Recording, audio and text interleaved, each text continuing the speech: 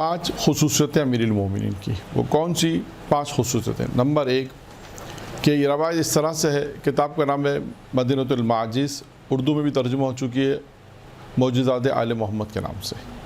اس کتاب میں اس روایت کو لکھا ہے کہ ایک شخص پیغمبر اسلام کی خدمت میں آیا، آنے کے بعد اس نے سب سے پہلے تو یہ سوال کیا کہ آپ میں بدر کامل اور تاریخیوں کا چراغ محمد کون ہے؟ یعنی اس نے آگے اس طرح سوال کیا کہ آپ میں بدر کامل اور تاریخیوں کا چراغ محمد کون ہے؟ پیغمبر اسلام لوگوں نے پیغمبر کا تعارف کرایا اور کہا کہ یہ جس کا تم سوال کر رہے ہو وہ یہ محمد یہ ہے، پیغمبر اسلام یہ۔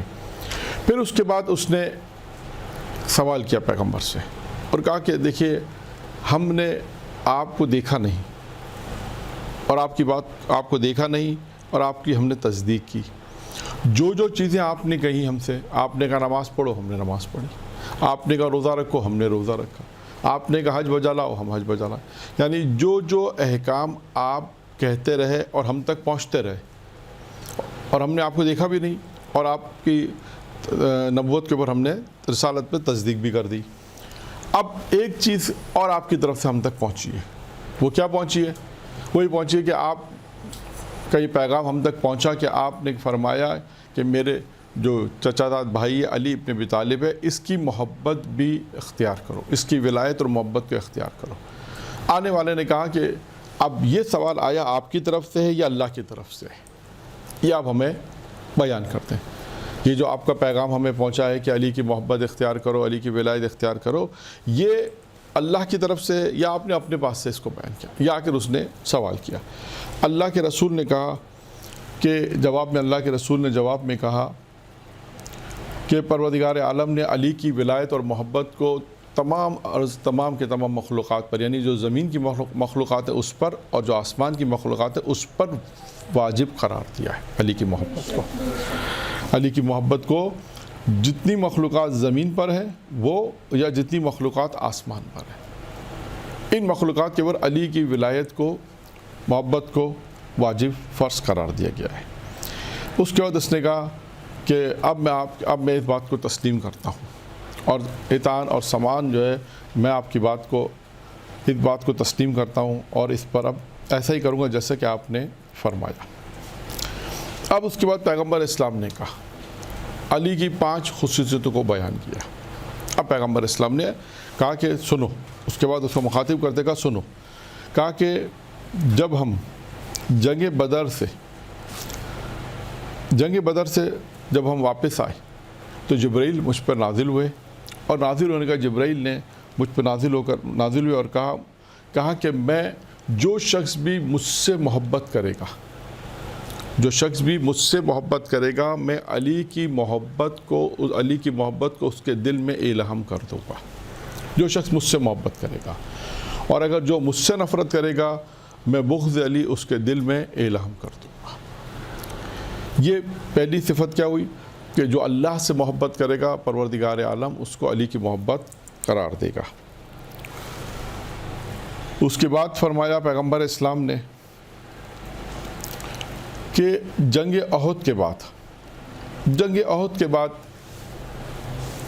جب ہم اپنے چچا کو دفنا کر آئے اور اس کے بعد کا جبرائیل نازل ہوئے اور انہوں نے کہا اللہ آپ کو سلام کہتا ہے، اور اس کے بعد یہ ارشاد فرمایا کہ اللہ نے لوگوں پہ نماز کو فرض کیا، لیکن اگر انسان مسافر ہے تو نماز قصر ہے۔ روزے کو فرض کیا کہ اگر کوئی مریض ہے تو روزہ نہ رکھے۔ زکوٰۃ کو واجب قرار دیا، اگر مفلسی ہے محتاج ہے تو زکوٰۃ اس پہ واجب نہیں ہے۔ حج کو واجب قرار دیا، لیکن کہا کہ اس کے اوپر جو مستطیع ہے جس کے استطاعت ہو حج واجب ہو جائے تو وہ حج جائے۔ یعنی ہر چیز کے اندر یوں کہوں میں اپنے الفاظ میں کہ ہر جگہ استثنائی کیسز ہیں، جسے ہم کہتے ہیں نا کہ نماز واجب ہے لیکن اگر کوئی مسافر ہے تو 4 رکعت جو ہے وہ 2 رکعت ہے، یعنی تخفیف دی گئی ہے اس میں۔ اس کو ہم یوں کہہ سکتے ہیں کہ ڈسکاؤنٹ دیا گیا ہے۔ اور الفاظ میں روزے کے لیے بھی یہی ڈسکاؤنٹ ہے، اگر کوئی روزہ نہیں رکھ سکتا مریض ہے تو وہ روزہ نہ رکھے۔ اسی طرح زکوٰۃ میں بھی ڈسکاؤنٹ ہے۔ اب پیغمبر فرماتے ہیں کہ علی کی محبت میں کوئی تخفیف نہیں ہے، یعنی سب کے اوپر علی کی محبت ایٹ از جس ہم کہتے ہیں علی کی محبت جو ہے وہ واجب ہے سب کے اوپر۔ یہاں پہ یہ نہیں ہے، اس کو میں اور توضیح کر کے بیان کروں کہ یہاں پر ایسا نہیں ہے کیونکہ کہ مریض ہے تو علی کی محبت میں تخفیف ہو جائے گی، کوئی بیمار ہے یا کوئی سفر پر ہے یا استطاعت نہیں رکھتا ہو تو کہا کہ چلو علی کی محبت تھوڑی نہیں، کہا علی کی محبت جو ہے وہ مکمل سب پر مکمل طور پہ جو ہے وہ واجب ہے۔ یعنی اس میں یوں کہہ لیجیے کہ یہاں پہ ڈسکاؤنٹ نہیں ہے، یہاں پہ پوری چیز چاہیے، محبت اور ولایت جو ہے وہ یعنی پوری پیغمبر اسلام نے کہا پوری کی پوری جو ولایت اور علی کی محبت اس پر واجب ہے۔ اب اس کے بعد یہ دوسری خصوصیت ہوگی، پہلی خصوصیت بیان کی، یہ دوسری خصوصیت۔ تیسری خصوصیت پیغمبر اسلام نے بیان کی اور فرمایا کہ اللہ نے کسی نہ کسی کو سردار بنایا ہے۔ اب انہوں نے مثال دی، پیغمبر نے مثال کس طرح کہا کہ گدھ جو ہے وہ پرندوں کا سردار ہے، بیل جو ہے وہ جانوروں کا سردار ہے، شیر جو ہے وہ درندوں کا سردار ہے، ماہ مبارک رمضان مہینوں کا سردار ہے، کا اسرافیل جو ہے وہ ملائکہ کا سردار ہے۔ اس کے بعد فرمایا آدم جو ہے وہ انسانوں کے سردار ہیں، اور کہا میں محمد انبیاء کا سردار ہوں، اور کہا علی جو ہے وہ تمام اوصیاء کے سردار ہیں۔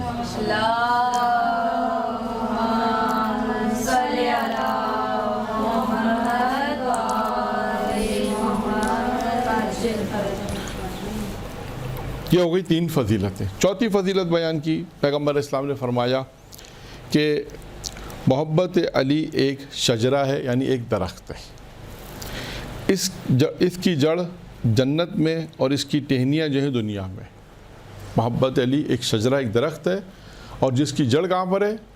جنت میں ہے۔ ہاں، اور اس کی جو ٹہنیاں ہے وہ کیا ہے؟ اس کی جو ٹہنیاں ہے وہ کہاں پر ہے؟ دنیا میں ہے، دنیا میں۔ پھر فرمایا دنیا میں ہے، لہذا جو دنیا میں ان ٹہنیوں سے تمسک کرے گا تو اللہ اسے جنت میں داخل کرے گا۔ اور بغض علی بھی ایک شجرہ ہے، اس کی جڑ کہاں پر ہے؟ دوزخ میں، جہنم میں، اور اس کی ٹہنیاں کہاں پر ہے؟ دنیا میں۔ جو ان سے تمسک کرے گا خدا اسے جہنم میں ڈالے گا۔ یعنی چوتھی فضیلت بیان کر دی کہ محبت علی، کچھ ایک مثال دے کے پیش کر کہ محبت علی جو ایک درخت مانند ہے، اور وہ درخت کی جو ٹہنیاں ہیں وہ دنیا میں ہے، اور جو ان سے محبت کرے گا، ان ٹہنیوں سے تمسک کرے گا، اور خداوند عالم اس کو جنت میں داخل کرے گا۔ اس کے برعکس کا بغض علی بھی جو ایک درخت ہے، ایک شجرہ ہے، اور اس کی جڑیں جہنم میں ہیں اور اس کی ٹہنیاں بھی دنیا میں ہیں، لیکن اگر کوئی جو ان سے تمسک کرے گا تو اللہ تعالیٰ اسے جہنم میں ڈالے گا۔ آئیے پانچویں اور آخری فضیلت۔ پانچویں اور آخری فضیلت پیغمبر اسلام اس روایت میں جو پانچویں فضیلت بیان کر رہے ہیں، اور کہا کہ پیغمبر اسلام نے فرمایا کہ روز محشر کا ایک منظر پیش کیا، اور کہا جب قیامت کا دن ہوگا تو عرش کی دائیں طرف میرے سامنے ایک ممبر کو نصب کیا جائے گا، میرے ممبر کے سامنے جناب ابراہیم علیہ السلام کا ممبر ہوگا، اور ایک بلند اور بالا کرسی لائی جائے گی جسے کرسی کرامت کہا جائے گا۔ اس کرسی کو میرے اور ابراہیم کے ممبروں کے درمیان نصب کیا جائے گا، یعنی ایک کرسی لائی جائے گی جسے اس کرسی کا نام ہے کرسی کرامت، اور کہا کہ یہ کرسی جو ہے جب لائی جائے گی اور میرے اور جناب ابراہیم کے درمیان میں اس کرسی کو رکھا جائے گا، اور اس کرسی پر امیر المومنین علیہ السلام تشریف فرما ہوں گے۔